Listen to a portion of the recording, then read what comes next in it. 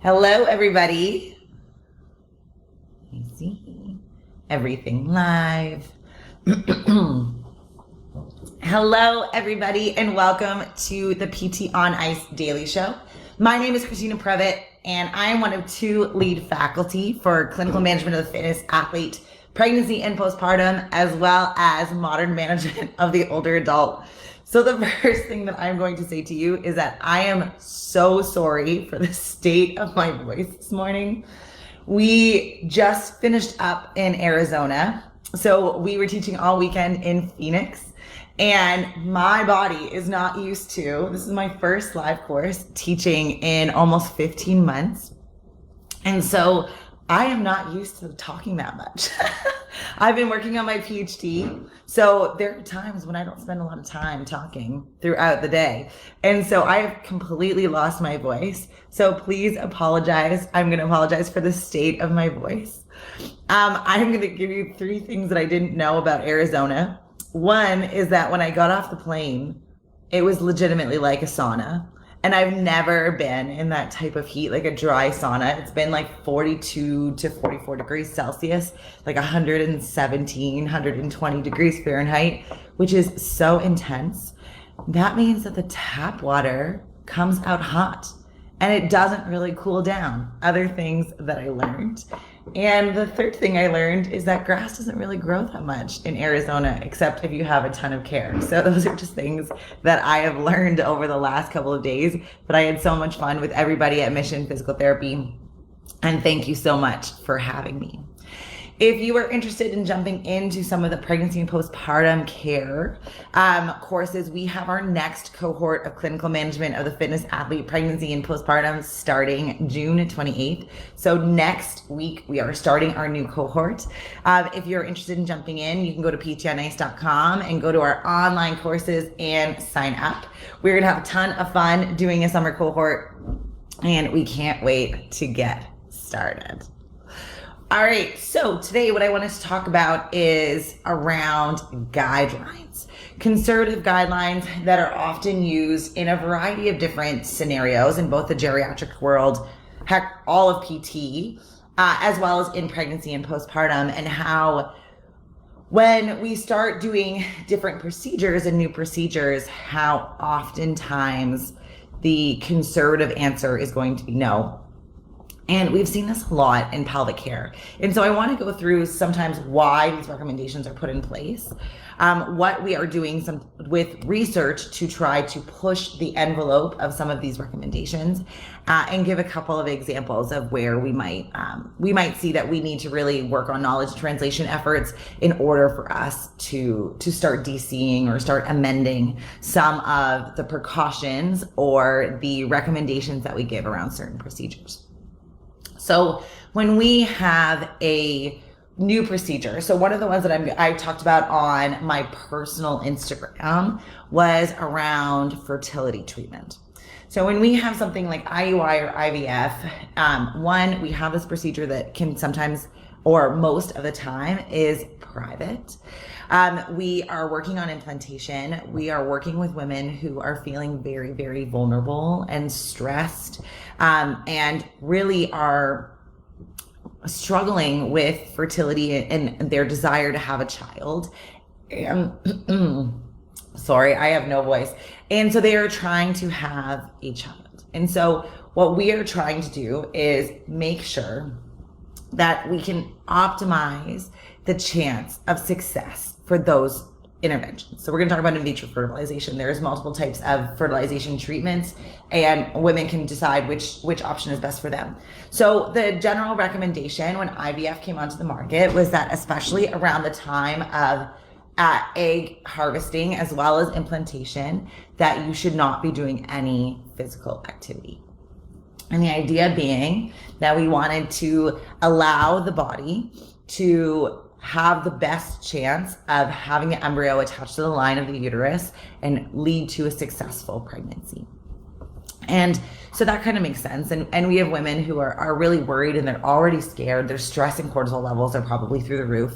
And we want to try and increase our chance of success. But since then, we've had research that has come out that has looked at physical activity during fertility treatment, because the most conservative care is they didn't want any really jarring movement to happen to the woman's body, the person's body. And so basically what they said was no impact, no physical activity, walk. And when we think about how conception happens, so we understand why that justification is there, but when we think about how conception happens in general, when women have successful fertilization and conception with natural methods, we don't necessarily stop everything that we're doing. We don't usually stop exercising. Sexual activity leads to jarring and impact as well. Penetrative intercourse, it affects those types of things. And so that recommendation started to get challenged. And this happened slowly over time. And it's been really over the last 3 or 4 years that we've had a good accumulation of evidence that has started looking at physical activity during fertility treatments. And what we're starting to see is that too much sedentary behavior can actually do the exact opposite of what we're trying to do with those conservative guidelines. And people who are more sedentary during fertility treatments or in general, based on self-report, are less likely to have a successful implantation. And we see that in terms of body mass index, where obesity is a risk factor for reduced risk of implantation, but also just physical inactivity in general when controlling for body weight. And so that's kind of important for us to be thinking about, because now it makes us question some of these guidelines. And there was a study that was done that looked at accelerometer data for women who are going through active treatments. They were having implantation happen, and they did a self-report and accelerometer, so self-report and subjective and objective data of physical activity prior to implantation, at the time of implantation, and almost directly afterwards. And what we saw is that women did reduce the intensity of high impact exercise during the implantation process. Whether that was out of personal choice or doctor's or physician recommendation, we are not sure. We see about a 25% reduction in intensity of exercise compared to before implantation, and then it increases. And for those that were physically active during that entire time, we're starting to see that women have successful implantation and that there is no increased risk for failure of the procedure. And so that should give some active women really good solace, especially if they're using exercise as a means for stress relief, especially during a very stressful time, like trying to conceive when it is unsuccessful. And so this is an example of when, at first, when IVF came on the scene, and it's been on the scene for several decades now, when we don't know, the answer is no. No, let's not do any physical activity. We're going to wait. And now we're starting to see that be challenged. However, if we have clinicians who are not staying up to date with the literature, it can be very hard for that knowledge translation to make it into clinical practice.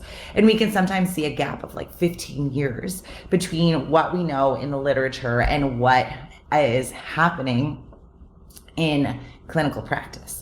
And there are so many examples of this. So that's a pregnancy and postpartum example. We have so many examples in geriatrics.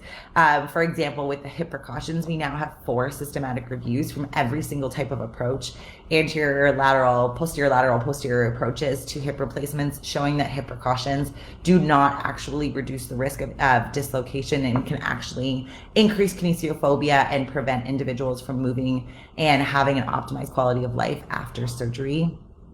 We've seen the same thing in breast cancer research when we were looking at lymphedema, and women were told if they had lymph node resection with any mastectomy that they should not be lifting more than 15 pounds on that arm. And that got challenged because a lot of women are very young when they are diagnosed with breast cancer and can have young kids at home. And they were saying, I'm not going to not pick up my toddler after surgery ever, in fears of lymphedema. And now we know that resistance training not only does not cause lymphedema, but can actually help with the management of it. And so we're getting more and more of these examples. And the question with all of this becomes, what to do when we don't have the answers yet? What do we do when we do not know what is going on? And the first thing that we do in research is we do a survey. We look at what women are doing to gain some of our research questions. We look at the way that clinicians are tackling these problems or pushing the boundaries even more with these problems before we are able to think through and start using this as information to justify a randomized control trial.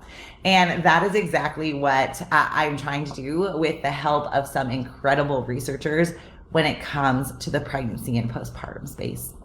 So in one example, we do not have a lot of research on heavy resistance training during pregnancy.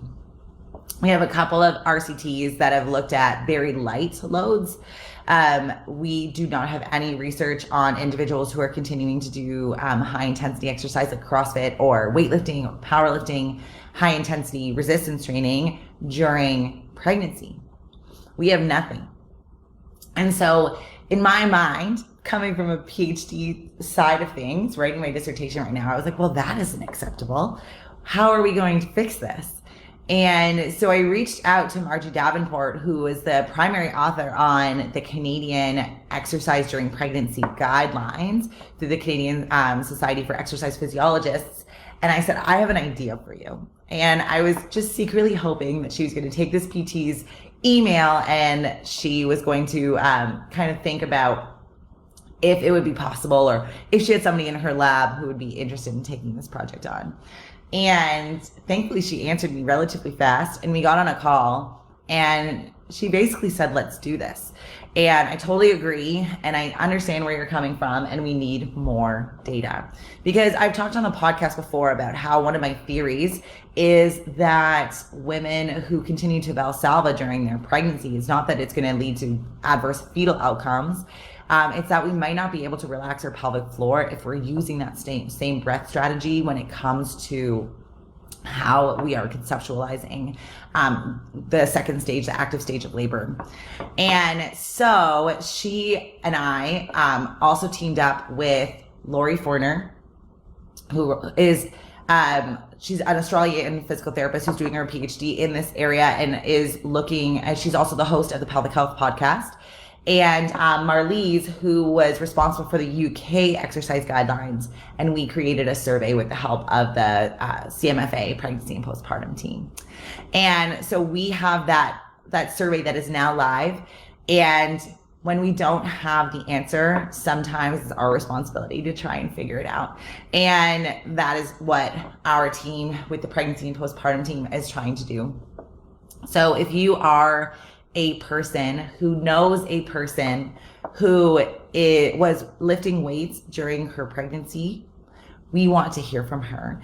We want to know what she did, how she modified, how her birth went, and how her postpartum journey went, so that we can justify a research trial that looks at this. Because if we say, our general recommendations are light to moderate resistance training, but we have this huge group of individuals who are not listening to that and are continuing to do their sport and are having healthy babies, then it looks like we need to make a little bit more of an effort to do trials on this sport as well and see how they're doing. And so we have the survey link. I'm going to post it in the comments below. And I really, really hope that I can get you all who are listening to send it to loved ones or to do it yourselves in order for us to really try and get as much data as possible. We're going to try and get over 1,000 responses from persons across different areas of the world. We already have people from Canada, the US, the UK, Afghanistan, Sweden. So we are starting to get a pretty good representation from a variety of different areas around the world. And we need your help. So if you are interested, or if you know somebody who might, it does not take more than 10 minutes. If you've had multiple babies, they'll ask you about exercise through each of your pregnancies, knowing that different pregnancies come with different sets of circumstances. And I hope that we are able to start pushing these paradigms, because we don't want the answer to be no because we don't know. And we want to make sure that we are keeping you all evidence informed about some of these changes that are happening in the literature, so that we don't have to say, because we don't know, the answer is no. All right, that is my podcast for today. I feel like my voice is getting a little bit better towards the end of this. It's also 6 a.m. in Arizona, so shout out to Morgan and Justin, who always have to get up really early to get onto the podcast live. I will see you all on Wednesday for Geri on Ice. Hopefully my voice will have recovered a little bit for my topic in geriatrics, but if not, I'm going to apologize in advance. So this Canadian is going to try and get around Arizona a little bit and see some of the heat, because I have to do a 2-week quarantine and I have a course next weekend, so that is not possible. So I am here in Arizona for the next 10 days, and if you're around, give me a shout and maybe we can connect. All right, have a wonderful Monday. I hope all my dads had a wonderful Father's Day, and I will see you all on Wednesday. Hey, thanks for tuning in to the PT on Ice Daily Show. If you enjoyed this content, head on over to iTunes and leave us a review. And be sure to check us out on Facebook and Instagram at the Institute of Clinical Excellence. If you're interested in getting plugged into more ICE content on a weekly basis while earning CEUs from home, check out our virtual ICE online mentorship program at ptonice.com. While you're there, sign up for our Hump Day Hustling newsletter for a free email every Wednesday morning with our top 5 research articles and social media posts that we think are worth reading. Head over to ptonice.com and scroll to the bottom of the page to sign up.